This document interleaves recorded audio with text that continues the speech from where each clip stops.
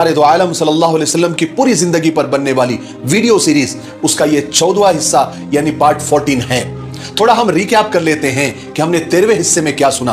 हमने 13वें हिस्से में सुना कि हजर अस्वद क्या है, कहां से आया और किसने लाया। अस्सलाम वालेकुम वरहमतुल्लाहि वबरकातुहू। उम्मीद है आप लोग सब खैरियत से होंगे। मैं भी अल्हम्दुलिल्लाह अल्लाह का लाख लाख शुक्र है सन खैरियत से हूँ। आज इंशाअल्लाह जिस वीडियो लेक्चर देने रहे हैं ओनली मुफ्ती, इनके चैनल का नाम है, इनके चैनल का लिंक मैं डिस्क्रिप्शन में दे दूँगा। आप लोगों ने सब्सक्राइब करिएगा और मेरी वीडियो को अंत तक देखिएगा। दोस्तों, सरकार दो आलम सल्लल्लाहु ताला अलैहि वसल्लम की पूरी ज़िंदगी बनने वाली वीडियो सीरीज़ का ये आज 14वां हिस्सा हम लोग 14वां भाग यानी कि देख रहे हैं। हमारे प्यारे का वसल्लम की पैदाइश से लेकर उनकी वफ़ात तक पूरी ज़िंदगी बनी ये सीरीज़ है, तो इसको आप लोग एंड तक ज़रूर देखा करिए और इसको शेयर भी करिए ताकि हर मुसलमान को ये कम से कम पता चले, हर इंसान को, मैं तो कहता हूँ हर एक इंसान को पता चले हमारे प्यारे आका नबी वसल्लम की ज़िंदगी किस तरह से बीती है, किस तरह से उन्होंने अपनी उम्मत के लिए हर वक्त से उम्मत के लिए ही दुआ करते थे और उम्मत को सही रास्ता दिखाने के लिए उतनी तकलीफ़ें उठाई उन्होंने, कितनी परेशानियाँ उठाई, तमाम परेशानियाँ उठा के तब ये दर्स दिया है पूरी उम्मत को। तो हम सबको चाहिए उन्हीं के रास्ते पे चलें, उन्हीं के रास्ते पे अमल करें। तो हमें उनके बताए हुए रास्ते पे चलने का मतलब ये है उनकी सुन्नतों पे अमल करना, जैसे वो करते थे, हर चीज़ उठते थे, बैठते थे, खाते थे, पीते थे, पाँच वक्त की नमाज़ पढ़ते, हर सुन्नत हर फ़र्ज़ का तरीका उन्होंने एक एक चीज़ बताई है। तो पहले हम लोग वीडियो देखते हैं, 14वां भाग इसका देखते हैं, फिर इंशाल्लाह बात करते हैं आपसे। अस्सलाम वालेकुम दोस्तों, कैसे हो? उम्मीद है कि सब खैरियत से होंगे। अल्लाह आप लोगों को ऐसे ही खुश रखे। सरकार दो आलम सल्लल्लाहु अलैहि वसल्लम की पूरी जिंदगी पर बनने वाली वीडियो सीरीज, उसका ये 14वां हिस्सा यानी पार्ट 14 है। थोड़ा हम रिकैप कर लेते हैं कि हमने 13वें हिस्से में क्या सुना। हमने 13वें हिस्से में सुना कि हजर अस्वद क्या है, कहां से आया और किसने लाया और कहां रखा गया। उसकी पूरी तारीख, पूरी हिस्ट्री हमने सुनी। हजर अस्वद को किसने चोरी किया, किसने नुकसान पहुंचाया, फिर उसका हश्र, उसका अंजाम क्या हुआ, ये हमने 13वें हिस्से में बहुत तफसील और डिटेल से सुना। फिर भी अगर कुछ लोगों के समझ में नहीं आया तो उस वीडियो का लिंक नीचे डिस्क्रिप्शन में दिया हुआ है और सारे पार्ट्स के और सारे हिस्सों के लिंक नीचे डिस्क्रिप्शन में दिए हुए हैं, आप जाकर उनको देख सकते हैं। चलिए अब आगे बढ़ते हैं। हुजूर पाक सल्लल्लाहु अलैहि वसल्लम की नबूवत से पहले सारा अरब शिर्क और गुमराही के अंधेरे में डूबा हुआ था। खुद काबा बैतुल्ला पत्थरों के खुदाओं से भरा हुआ था और मक्का वाले अपनी इसी गुमराही की हालत में मगन थे। लेकिन ऐसा नहीं था कि सब लोग ही वैसे थे, क्योंकि हर जमाने में अच्छे और बुरे लोग होते हैं।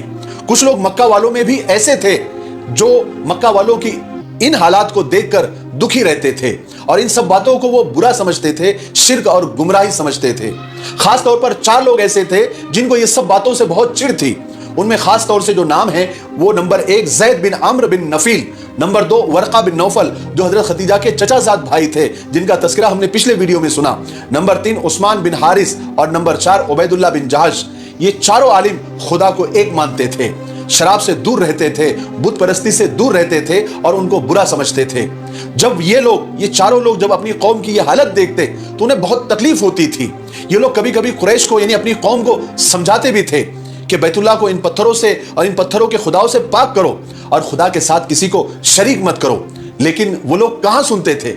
और कुरैश भी जानते थे कि ये चारों लोग अपने बाप हजरत इब्राहिम अलैहिस्सलाम के दीन के पाबंद है, शराब को हराम समझते हैं, कभी नहीं पीते, जुआ नहीं खेलते, बुतों की इबादत नहीं करते और अपने माल में से सदका और खैरात करते हैं।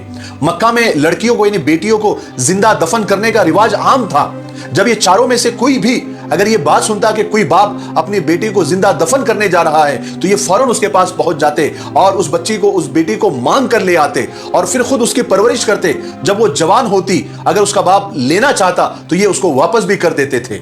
इसलिए कुरैश और मक्का वाले उनकी बहुत इज्जत करते थे, मगर उनकी नसीहतों से उनको बहुत चिढ़ थी, बहुत गुस्सा आता था, क्योंकि ये लोग उनके खुदाओं को बुरा भला कहते थे और मक्का वालों को हरगिज ये बात पसंद नहीं थी कि कोई उनके खुदा को बुरा भला कहे।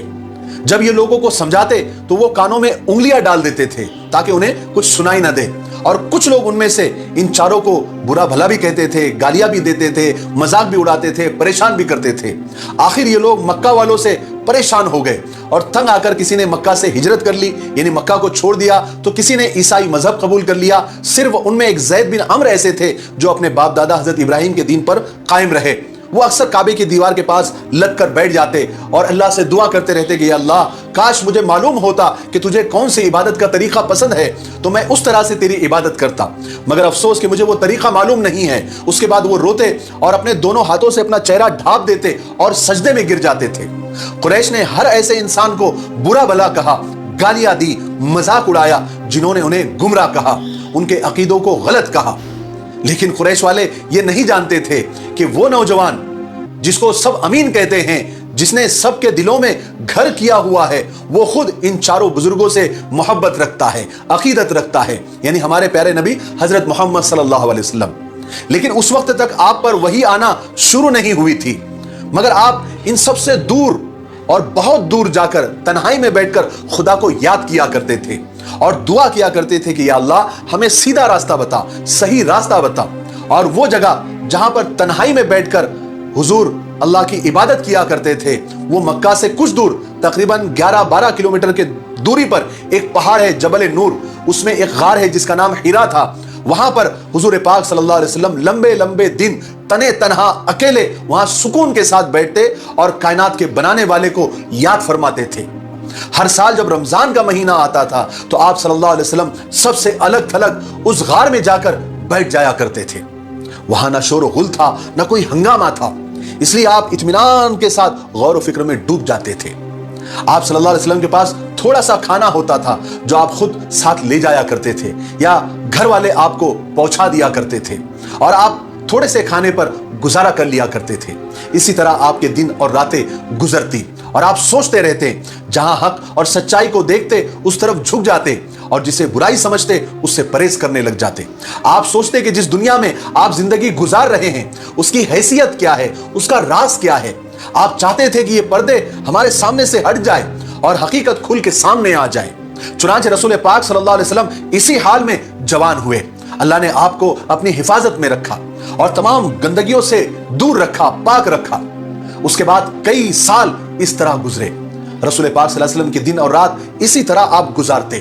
تھوڑے تھوڑے وقفے سے آپ کئی دن غار میں چلے جاتے اور جب رمضان آتا تو آپ پورا مہینہ وہیں پر گوشہ نشین ہو جاتے، یعنی وہیں پر رہتے۔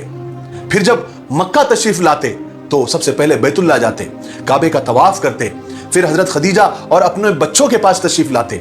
حضرت خدیجہ رضی اللہ تعالیٰ عنہ بڑے پیار سے پوچھتی، آپ خیریت سے تو ہے محمد صلی اللہ علیہ وسلم؟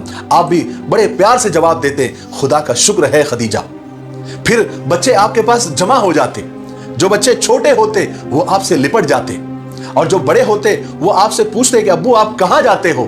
ہم کو بھی آپ کے ساتھ رہنا ہے، ہم کو بھی آپ کے ساتھ جانا ہے، ہم بھی آپ کے ساتھ جانا چاہتے ہیں۔ آپ ان کو بڑے پیار سے جواب دیتے، ان کے ساتھ بڑے پیار سے پیش آتے اور بڑی محبت سے ہر ایک کو جواب دیتے تھے۔ اور آپ صلی اللہ علیہ وسلم جب تک گھر میں رہتے وہ وقت گھر والوں کے لیے، بچوں کے لیے، خود حضرت خدیجہ رضی اللہ تعالیٰ عنہا کے لیے بڑی خوشی اور مسرت کا وقت ہوتا تھا۔ پھر کچھ دیر یا کچھ دن رہ کر آپ پھر سب سے الگ تھلگ اسی غار میں جس کا نام غار ہیرا تھا وہاں پر چلے جاتے۔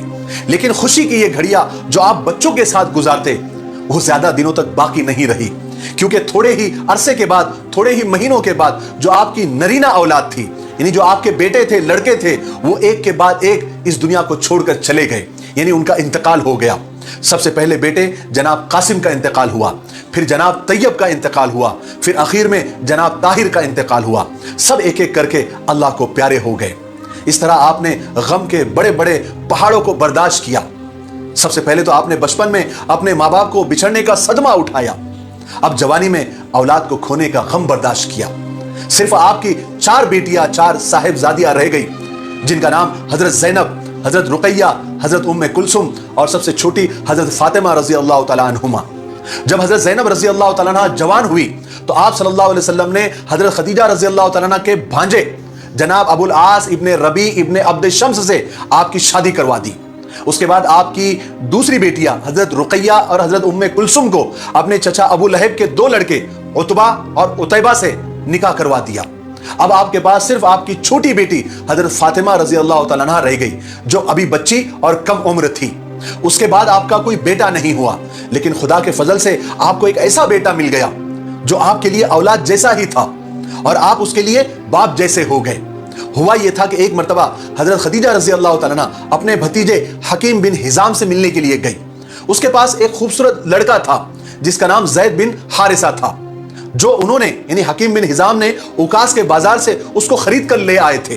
पहले बाजारों में गुलाम और बांदिया बेचना और खरीदना एक आम बात थी। तो हजरत खदीजा रजी अल्लाह तआला अन्हा को वो लड़का अच्छा लगा, पसंद आया।